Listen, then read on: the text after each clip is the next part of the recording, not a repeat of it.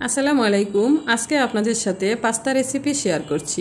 তার জন্য প্রথমে আমি 1 কাপ পাস্তা সেদ্ধ করার জন্য 2 কাপ পানি চুলায় বসিয়ে দিয়েছি। এখন আমি পানির মধ্যে 1 চামচ পরিমাণ রান্নার তেল দিয়েছি, পাস্তাটা যেন ঝরঝরে থাকে। আর অল্প একটু লবণ দিয়েছি যেন পাস্তা ভালো করে সিদ্ধ হয়ে যায়। পানিটা যখন বলক উঠে যাবে তখন আমি পাস্তাগুলোকে দিয়ে দিব।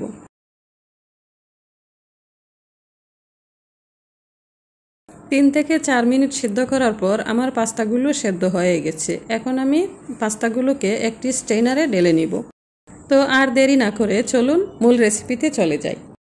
যেহেতু আজকে আমি আপনাদের সাথে এক পাস্তা রেসিপি শেয়ার করছি, তার জন্য প্রথমে আমি একটা প্যানে পরিমাণ মতো তেল দিয়ে 2টা ডিমকে জুরি জুরি করে ভেজে নিচ্ছি। আমি যেহেতু ডিমটাকে আলাদাভাবে ভেজে নিচ্ছি, তার জন্য আমি স্বাদমতো লবণ দিয়ে দিচ্ছি। পাস্তা রান্না করতে বেশি তেল লাগে না, তার জন্য আমি পরিমাণ মতো তেল দিয়ে দিচ্ছি। আপনারা আপনাদের মতো দিয়ে দিবেন।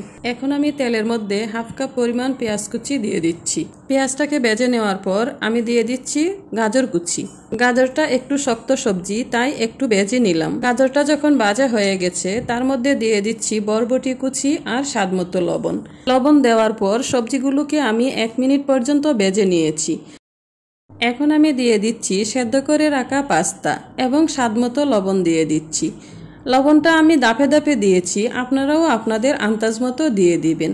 পাস্তাটাকে একটু স্পাইসি করার জন্য আমি দিয়ে দিচ্ছি কাঁচামরিচ কুচি। কিছুক্ষণ নাড়াচাড়া করার পর ভেজে রাখা ডিম দিয়ে দিব।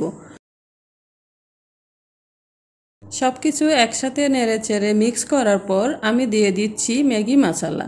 আপনাদের সাথে কথা বলতে বলতে আমার পাস্তা রেডি হয়ে গেছে। তো আজকের মতো এ পর্যন্তই। সবাই ভালো থাকুন, সুস্থ থাকুন। আল্লাহ হাফেজ।